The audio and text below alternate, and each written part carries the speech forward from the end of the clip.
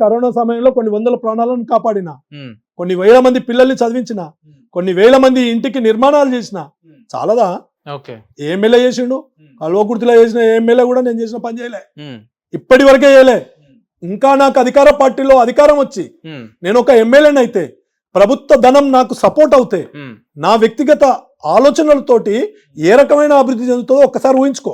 అదే మెసేజ్ నేను ఇప్పుడు రేపు కాన్ఫరెన్స్ ఇస్తా. ఉప్పల వెంకటేష్ అనే నేను కల్వకుర్తి శాసనసభ్యునిగా ప్రమాణ స్వీకారం చేస్తున్నా. ఎట్లా అనిపిస్తుంది ఆ మాట వినంగానే? పూర్తిగా సంతృప్తిగా అనిపిస్తుంది.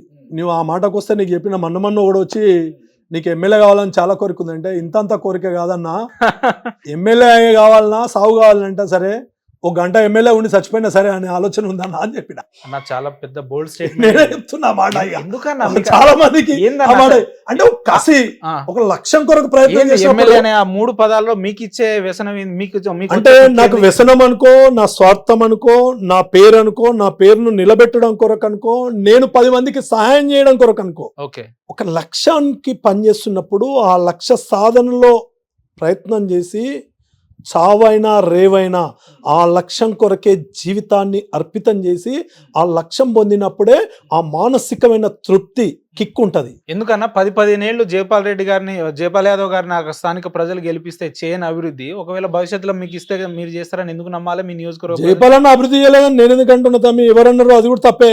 జయపాలన్న కూడా అభివృద్ధి చేసిండు. ఆయన మించి అభివృద్ధి మీరు ఎట్లా చేస్తారు? ఆయన మించి అభివృద్ధి అంటే ఒక్కొక్కరి వ్యక్తిత్వం ఒక్కొక్క టైపు. నేను జడ్పీటీసీ ఉంటేనే 2000 ఇండ్లు కట్టినా, ఓకే చేయలేదా? అవును. ఇండిపెండెంట్ కూడా చేసిన. ఉమ్, ఇప్పుడు ఈ సంవత్సరం 550 మంది పిల్లలు ఉన్నారు నా దగ్గర. ఉమ్, మరి అందరు ఎమ్మెల్యేలు 550 మంది పిల్లల్ని చెర తీసుకొని, తల్లిదండ్రులు చనిపోయిన పిల్లల్ని, తండ్రి చనిపోయిన పిల్లల్ని చెర తీసుకొని చదివిస్తలేరు.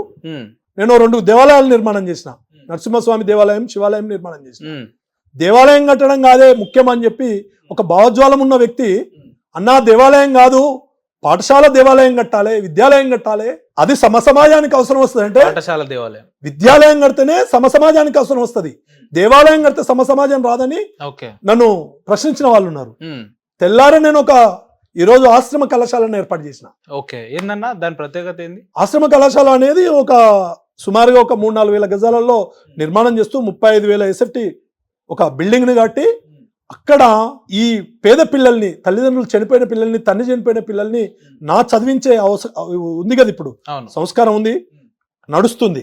ఆ వ్యవస్థలో ఉన్న పిల్లలకి అక్కడ జీవితాన్ని ఇవ్వాలి. 6వ తరగతి నుంచి ఇంటర్మీడియట్ వరకు చాలా గొప్ప ఆలోచన అన్నది. చేయాలని చేసిన, నిర్మాణం చేస్తున్నా, ఆల్రెడీ ఎండింగ్లు ఉన్నా. ఉమ్, మరి అందరు చేయలేదు.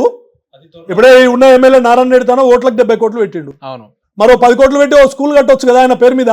అవును. అదే జయపాల్ రెడ్డి గారు 4 సార్లు ఎమ్మెల్యే చేశారు, ఆయన ఊర్లో ఆయన పేరు మీద ఓ స్కూల్ కట్టొచ్చు కదా. మీకు ఒకటి చెప్తున్నా తమ్ముడు, నా భావోజ్వలం ఏందనేది నీకు నిరూపణ కావడానికి చెప్తున్నా.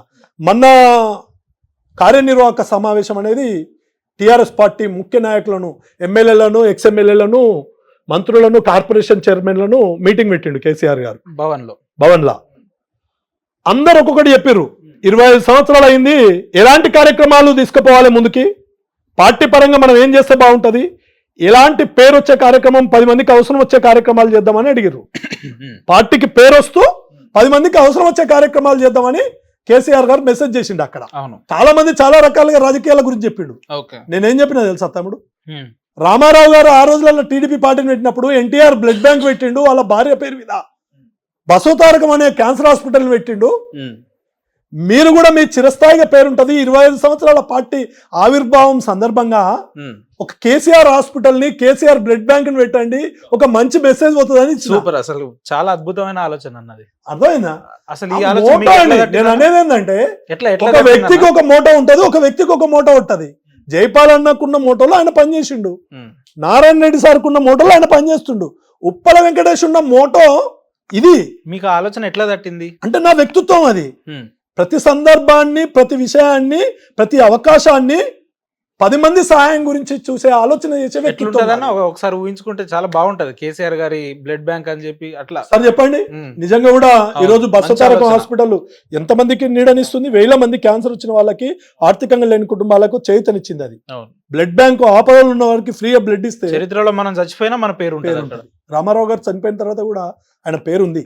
అది కేసీఆర్ గారికి కూడా ఉండాలని ఆయనకి ఇచ్చిన, ఓకే, రాసిచ్చిన. అప్పుడే అంతమందిలోనే 1000 మందిలో 100 మంది అక్కడ ఉన్నారు, అందరికి లేని ఆలోచన నేను ఇచ్చిన ఆయనకి. ఎట్లా కేసీఆర్ గారు ఎట్లా రెస్పాండ్ అయ్యారన్న, ఏమన్నా చదివిరా? పిలిచి మాట్లాడుతా అన్నాడు కేటీఆర్ గారు. ఎంబడే కేసీఆర్ గారికి ఇస్తే కేటీఆర్ గారు తీసుకొని చదివిండు దాన్ని, మళ్ళా కలిసి మాట్లాడదాం అన్నాడు. అదొక్కటే చెప్పలే, నా పిల్లలు డాక్టర్లు, అవును, దాన్ని మెయింటైన్ చేయడం కూడా మేము మెయింటైన్ లో పాత్ర పోషిస్తామని కూడా రాసిచ్చిన. అందులో నేను అందులో కూడా మీ పాత్ర ఉంటుందని రాసిచ్చిన.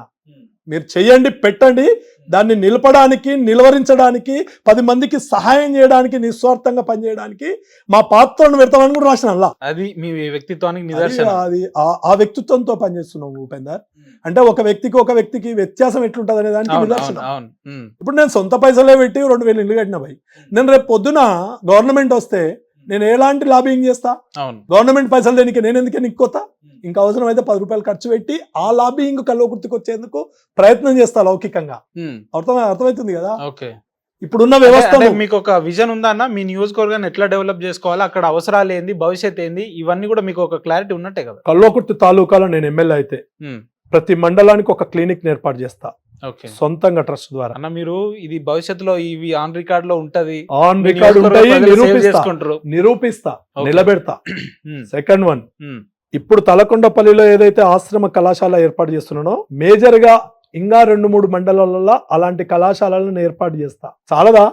5-6 కళాశాలలు పెట్టి 6వ తరగతి నుంచి ఇంటర్ వరకు లేదా డిగ్రీ వరకు రేపు ఎక్స్టెన్షన్ చేసి పేద కుటుంబాలను సంవత్సరానికి 500-600 కుటుంబాలు, 4-5-2000 కుటుంబాలను బయటికి తెస్తే అంతకన్నా గొప్పదే ఉంటుంది చెప్పండి. అవును, అది తప్పకుండా చేస్తా. ఏది లేకముందే చేసిన బ్రదర్. నేను ఎమ్మెల్యే అయితే ఎందుకు చేయ? నాకు అవకాశాలు వస్తాయి, నాకున్న లౌకికం, నాకున్న వ్యవస్థ, నాకున్న వ్యక్తిత్వం ఖచ్చితంగా నిలబెడుతుంది. అది నాకు ఆ నమ్మకం ఉంది. భవిష్యత్తులో చూడబోతామా వెంకటేష్ గారిని ఎమ్మెల్యేగా కల్వకుర్తి నుంచి లేదా ఆమన్గల్ నుంచి? ఏదైనా కేసీఆర్ గారి ఆశీర్వాదం, కల్వకుర్తి ప్రజల కోరిక, వెంకటేష్ విజయం, 3 ముడిపడి ఉన్నాయి. నిలబడుతుందని నేను ప్రయత్నం చేస్తున్నా. ఆ లక్ష్యం చేరుకుంటా అని నేను ప్రయత్నం చేస్తున్నా. చేరుకున్నా చేరుకోకపోయినా ప్రజల మనిషిగా పనిచేస్తా, బీఆర్ఎస్ పార్టీలోనే ఉంటా. తప్పకుండా వెంకటేష్ అన్న, మీ నియోజకవర్గ ప్రజలు ఆశిస్తున్నట్టు వ్యక్తిగతంగా ఎన్నో ఏళ్ల నుంచి మిమ్మల్ని మేము చూస్తున్నాం కాబట్టి మేము కూడా అదే రకంగా ఫలితాలు రావాలని ఆశిస్తున్నాం. ఇన్నేళ్ల మీ రాజకీయ జీవితంలో ఎలాంటి వివాదాలకు తావివ్వకుండా ఎదిగిన నేతల్లో మీలాంటి వ్యక్తులు కూడా ప్రధానంగా మీ పేర్లు కూడా వినిపిస్తూ ఉంటుంది. అటువంటిది మీ కల్వకుర్తి ప్రజలను ఉద్దేశిస్తూ కావచ్చు, బీఆర్ఎస్ పార్టీ శ్రేణులను ఉద్దేశిస్తూ మంచి సందేశం ఇవ్వాలి మా ఛానల్ వేదికగా అంటే ఏం చెప్పదలుచుకున్నారు? కల్వకుర్తి నియోజకవర్గంలోని బీఆర్ఎస్ పార్టీ నాయకులు, కార్యకర్తలకు ధన్యవాదాలు తెలియజేస్తున్నా. తమ్ముళ్ళు, అధికారం లేదని బాధపడకండి, ప్రలోభపడకండి, ధైర్యాన్ని కోల్పోకండి. గ్రామంలో ఉన్న 5 మందో 10 మందో ఐకమత్యంగా ఉండి ఈ ప్రజా వ్యతిరేక విధానాలను అనుసరిస్తున్న కాంగ్రెస్ పార్టీ మీద పోరాటం చేసి పార్టీ శ్రేయస్సుకి, మీ నాయకత్వాన్ని పెంపొందించుకోవడం కొరకు ప్రేరేపించుకుంటూ 10 మందికి సహాయం చేస్తూ, 10 మందిలో మన పేరు, మన పార్టీ పేరు, మన భావోజ్వాలాన్ని నిలిపేందుకు కష్టంలో ఉన్న వాళ్ళకి, ఆపదలో ఉన్న వాళ్ళకి ఆదరణలో ఉండి, ఆచరణలో ప్రయత్నం చేసి వాళ్ళ యొక్క ప్రేమను గుంజుకొని మన పార్టీని పెంచుకుందాం, మీ నాయకత్వాన్ని గ్రామాలలో పెంచుకుందాం, మన ఉనికిని కాపాడుకుందాం. రాబోయే రోజులు ఖచ్చితంగా కేసీఆర్ రోజులు. బీఆర్ఎస్ పార్టీ జెండా కల్వకుర్తిలో పేదోడి జెండా, పేదోడికి అనుకూలంగా ఉండే జెండా ఖచ్చితంగా ఎగురుతుందని చెప్పి నేను తెలియజేస్తున్నా. ఐకమత్యంగా గ్రామాలలో కార్యకర్తలు అభద్రత భావానికి పోకుండా ధైర్యంగా ముందుకెళ్లాలని కోరుకుంటున్నాను. రైట్ వెంకటేష్ అన్న, చివరగా ఇంటర్వ్యూ ముగించే ముందు కొంతమంది వ్యక్తుల పేరు, రాజకీయ నాయకుల పేర్లు నేను చెప్తా, వాళ్ళకి సంబంధించి వాళ్ళ వ్యక్తిత్వానికి సంబంధించి సింగిల్ వర్డ్ లో చెప్పాల్సి ఉంటుంది. మీరు ఓకే అంటే స్టార్ట్ చేద్దాం. ముందుగా మీరు అభిమానించే నాయకుడు, మీ బీఆర్ఎస్ పార్టీ రాష్ట్ర అధ్యక్షులు కావచ్చు, మాజీ ముఖ్యమంత్రి కేసీఆర్ గురించి చెప్పాలంటే ఏం చెప్తారు? ఆయన ఒక దేవుడు. కేటీఆర్ గారు ఆయన ఒక విఘ్నత విధానం ఉన్న నాయకుడు. కవితమ్మ గారు మహిళలల్లో ఒక మహిళా శక్తి, బతుకమ్మను తీసుకొచ్చింది ఈ సమాజానికి, గౌరమ్మను ఈ సమాజానికి తీసుకొచ్చింది. హరీష్ రావు గారు విప్లవం. అది ఆయనకున్న చతురత, ఆయనకున్న ఓపిక, ఆయనకున్న తెలివితేటలు ఈ సమాజానికి అవసరం.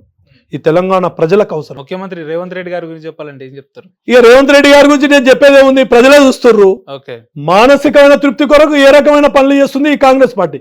కాంగ్రెస్ పార్టీ విధానాలకు రేవంత్ రెడ్డి కరెక్ట్ సెట్ అయింది. సీతక్క గారి గురించి అంటే సీతక్క గారు నిజంగా కూడా ఆమె పోరాటం చేసిన వ్యక్తి, ప్రజలలో ఉంది. కష్టం వచ్చినప్పుడు పేదలలో పోయింది ఆమె. జూపల్లి కృష్ణారావు, జూపల్లి సార్ కూడా పార్టీకి అనుసంధానంగా ఉండే వ్యక్తి, నిజంగా కూడా ఆయన నిజాయితీపరుడు, బాగా పనిచేసిన వ్యక్తి. పొంగులేటి గారు, పొంగులేటి గారి గురించి నాకు పెద్దగా సంబంధాలు లేవు, ఆయనతో పరిచయాలు లేవు.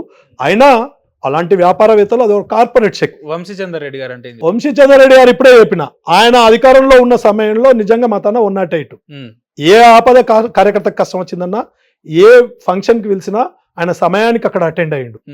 అంటే ఆయన పోషించిన సమయం, సందర్భం, ఆయన పాత్ర నిజాయితీగానే పనిచేసి. ఎమ్మెల్యే కసిరెడ్డి నారాయణ రెడ్డి గారు అంటే అది కార్పొరేట్ శక్తి. జైపాల్ యాదవ్ గారు, జైపాల్ యాదవ్ గారు ఒక బలహీన వర్గాల బిడ్డ. ఆయనకున్న అవకాశాన్ని ప్రజలకు తీసుకుపోయిండు.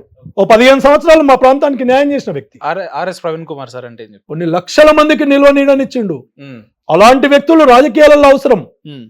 సమాజ నిర్మాణంలో ఇప్పుడున్న ఈ రాజకీయ పార్టీలలో మొదటి వ్యక్తి RS Praveen Kumar sir. Okay, doctor Uppala Akhil గారి గురించి చెప్పాలంటే ఏం చెప్తారు? నా కొడుకు ఇప్పుడిప్పుడే ఎదుగుతున్నాడు. నాకున్న భావోజ్వాలాన్ని కూడా పుణికిపుచ్చాలని చూస్తున్నా. 10 మందికి సహాయం చేయాలనే వ్యక్తిత్వం వాడికి కూడా ఉంది. ఖచ్చితంగా ఇప్పుడు సంవత్సరానికి 100 క్యాంపులు చేసిండు. అంతకన్నా గొప్పది నాకేం కావాలి చెప్పండి. నిఖిల్ గారు అంటే అనిల్ కూడా ఇప్పుడు చదువుకుంటుండు, ఇంకా ఎండింగ్ లో ఉండు. ఖచ్చితంగా నా బిడ్డలిద్దరు కూడా 10 మందికి అవసరం వచ్చే చదివిర్రు, 10 మందికి అవసరం వచ్చే విధంగా సహాయం చేస్తారు. అంతే తోడులా వాళ్ళ కుటుంబాలను కూడా నిలబెట్టుకునే విధంగా నేను వాళ్ళ భావజాలాన్ని నింపిన. చివరగా ఉప్పల వెంకటేష్ గారి గురించి చెప్పాలంటే ఏం చెప్తారు మీరు? ఈ జీవితం నిస్వార్థంగా 10 మందికి అంకితం. పేద పిల్లల చదువులకి, పేదవాళ్ళ కష్టాలకి నాకున్న స్వార్థం 10 మందిలో నా పేరు చరిత్రలు లిఖించాలి. ఇంకా నాకు వేరే ఏం లేదు. థ్యాంక్ యూ అన్న, థ్యాంక్ యూ. ఇంతసేపు మీ అమూల్యమైన సమయం మాతో పంచుకున్నందుకు మీకు ప్రత్యేక ధన్యవాదాలు అన్న. థ్యాంక్ యూ అన్న. Thank you.